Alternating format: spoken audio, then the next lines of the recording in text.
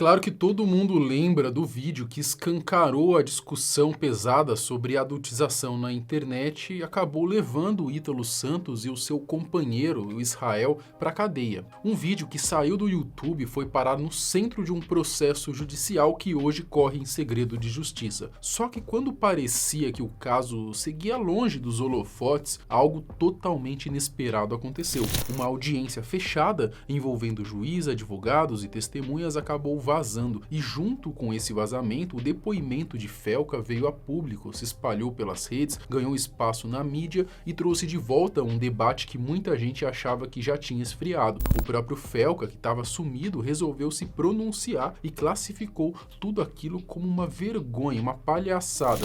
Hoje, a gente vai te mostrar tudo o que rolou nessa audiência, entender as estratégias da defesa e a reação do promotor, a repercussão desse caso, que ainda promete ganhar novos capítulos. Eu sou o Marcelo Milos e depois a vinheta eu te conto.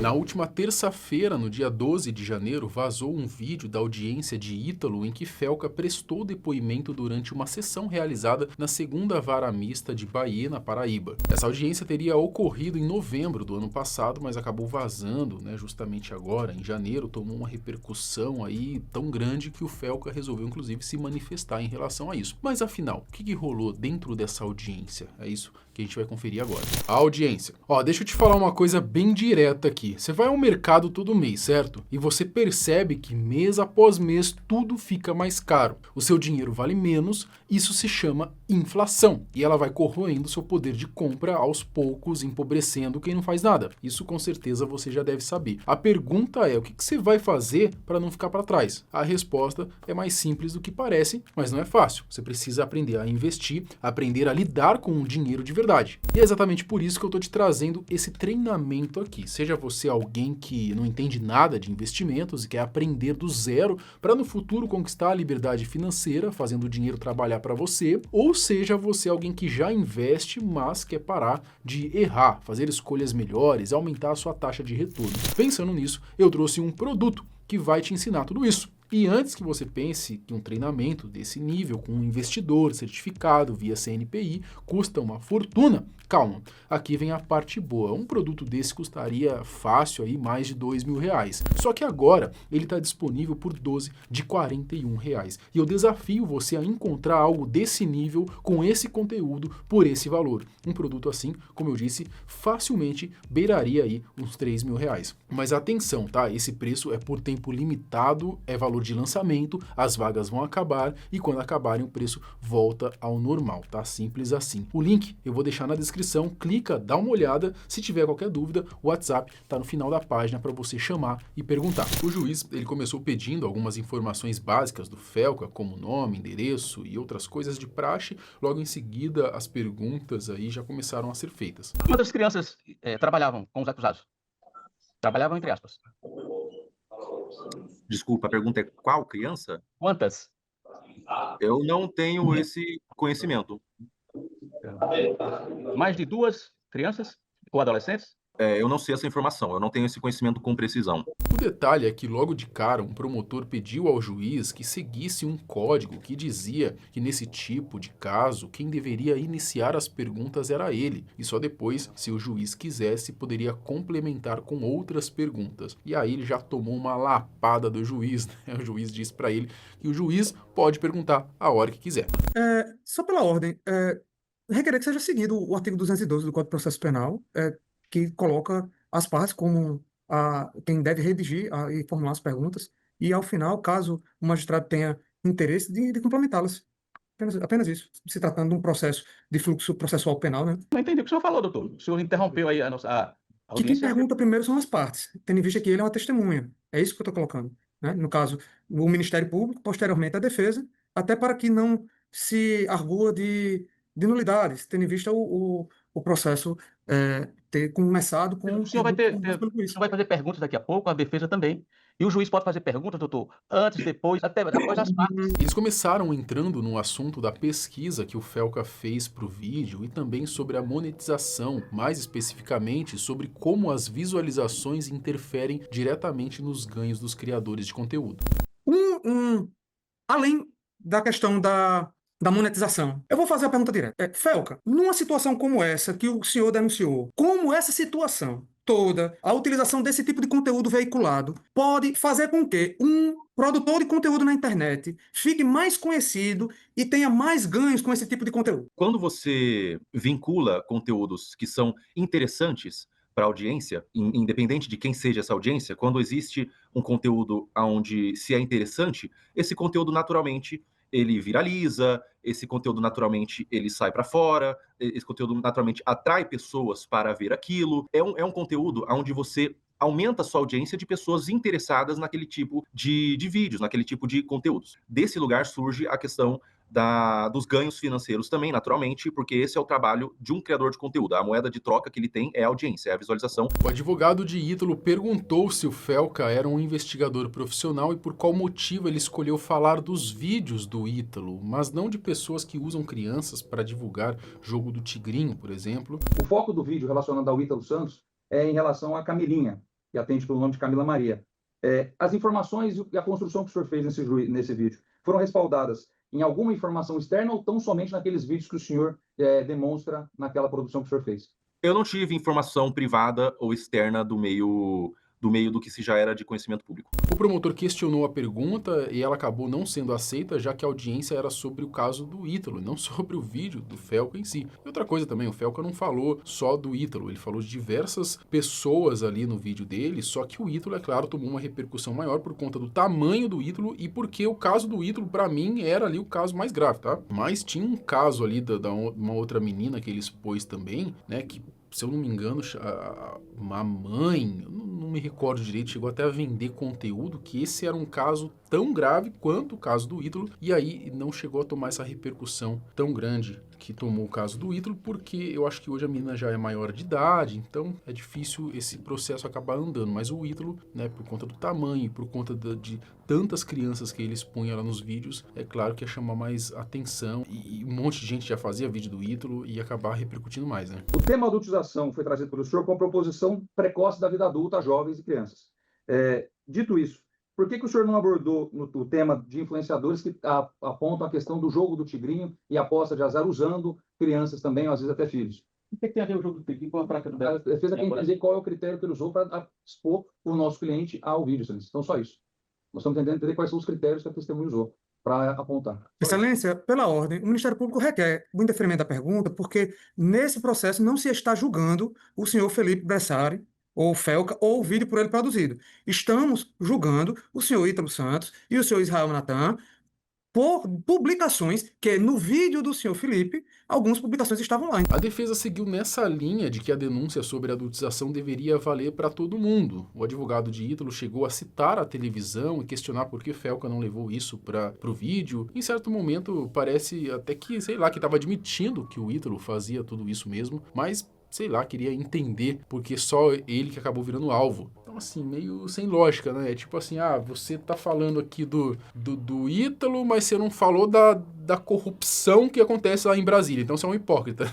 Pô, calma aí, velho. O alvo em si era o Ítalo, né? E não, como eu já disse, não só o Ítalo, teve outras pessoas no vídeo dele também. Tem jovens de 16 e 17 anos que expõem o seu corpo perante o público. Esse critério vale para canais televisivos, a mídia tradicional também? Sobre a sexualização em mídias tradicionais. Eu creio que sim. Eu creio que o impacto ele advém da sexualização dos ambientes onde a criança é sexualizada, das mídias ou das redes públicas onde a criança é sexualizada e adultizada. Vem da sexualização. E se o senhor concorda, por que o senhor não trouxe esse contraponto, essa perspectiva no macro no seu vídeo? O promotor e os advogados do Felca reclamaram dessa abordagem, não que isso tenha adiantado muita coisa, né, já que o Felca acabou tendo que responder mesmo assim. Excelência, pela ordem, desculpa. Aqui também como advogado da testemunha, novamente, pelo que eu entendi, o objeto de apuração desse processo é a prática do crime delimitado no artigo 240 do ECA, e eu não entendo como questionar sobre a produção do conteúdo em si da testemunha vai interferir em eventual condenação ou absolvição dos réus. Intervenção anterior. O senhor Felipe não está em julgamento e o seu vídeo, na íntegra, não está em julgamento. Apenas, eventualmente, o que diz respeito ao seu Ítalo e ao seu Israel. Porque senão nós vamos condenar. A defesa tem a palavra, o senhor continue com a palavra. O motivo, ele foi muito mais prático do que no campo do abstrato. O vídeo, eu sou um produtor de conteúdo, e assim como a minha intenção era expor, a trazer luz à questão, eu estava também, de certa forma, limitado pela própria construção de como funciona uma rede social e como funciona a postagem de um vídeo. Se eu fosse colocar vários casos, o vídeo levaria 5 horas de duração. Depois a defesa passou a questionar as informações usadas pelo Felca no vídeo, como a de que a Camilinha teria começado com o Ítalo aos 12 anos, que o Ítalo teria passado a postar mais esse tipo de conteúdo por ser rentável e que a Camilinha gravava mesmo estando cansada.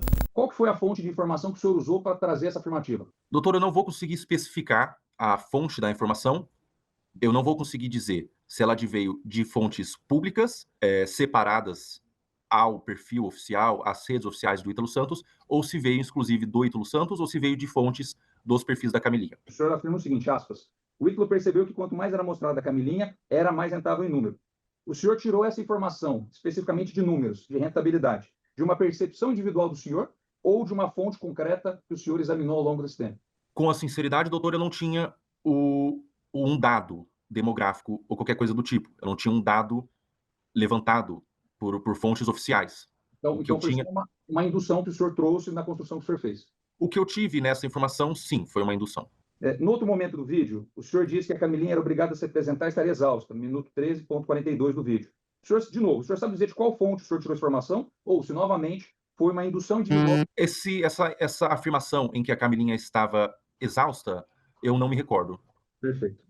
O Felca não respondeu com exatidão nenhuma dessas perguntas, como dá para ver, né? Isso ajuda a defesa? Não sei, né? Depois foi a vez do promotor voltar a agir, quando surgiu uma pergunta sobre os comentários. A testemunha não está aqui para dar suas impressões pessoais, como bem fala o Código de Processo Penal, está para falar sobre fatos, e fatos esses que são ligados ao artigo 240 do ECA, né, especificamente sobre esse crime. Então, o Ministério Público pugna que a defesa ela se adequa a esse tipo de consideração e que a pergunta seja indeferida. No fim, a defesa ainda jogou um vídeo do Felca, né, com a Yasmin, onde ela imita o Cebolinha da Turma da Mônica, e o Felca teria dito ali que tinha se excitado com a imitação dela a ponto de gozar. A gente juntos tomar a coelhada da Mônica. O que você acha? Usei. Preciso ir no banheiro, peraí. Vai lá.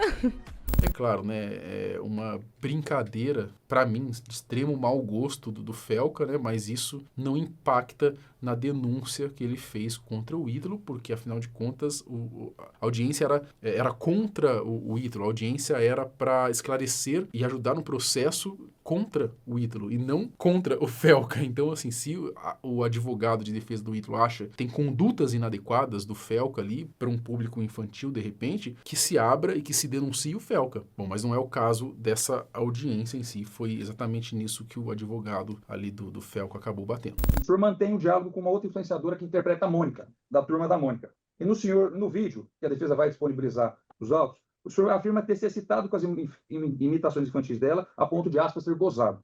Eu pergunto ao senhor, como o senhor avalia a sua própria conduta no contexto que nós estamos discutindo? Excelência, pela ordem, mais uma vez, as nossas perguntas dentro desse processo se limitam ao delito que foi posto na denúncia cometido pelo senhor Ítalo Santos e o senhor Israel Natan. Não está sendo julgado o senhor Felipe Bressani por qualquer razão que ele tenha feito, qualquer ato. Outro advogado questionou a monetização do vídeo do Felca e sobre a visibilidade que ele recebeu após o vídeo. O Felca disse lá que o vídeo não estava monetizado, né? Ele resolveu desmonetizar. 50 milhões de visualizações com certeza daria muito dinheiro, mas sinceramente eu acredito que nem o próprio YouTube monetizaria esse vídeo, nem se o Felca quisesse. Esse vídeo ele foi desmonetizado porque eu entendi que o assunto As perguntas ao fato. era delicado. 40 do ECA. Excelência, até me justificando, na verdade a minha pergunta se refere justamente para apurar a credibilidade a respeito daquilo que a testemunha está dizendo. Eu não recebi qualquer retorno financeiro com a produção desse vídeo. Esse vídeo está desmonetizado. Enfim, a defesa continuou meio que tentando desqualificar o vídeo do Felca. O senhor pode afirmar ao juízo, ao processo, se aquelas mídias que o senhor utilizou eram recentes, eram contemporâneas à publicação que o senhor fez? Eles eram recentes, sim. Eram mídias que eram recentes, eram, no que se tange a tempo, seria algo em torno de...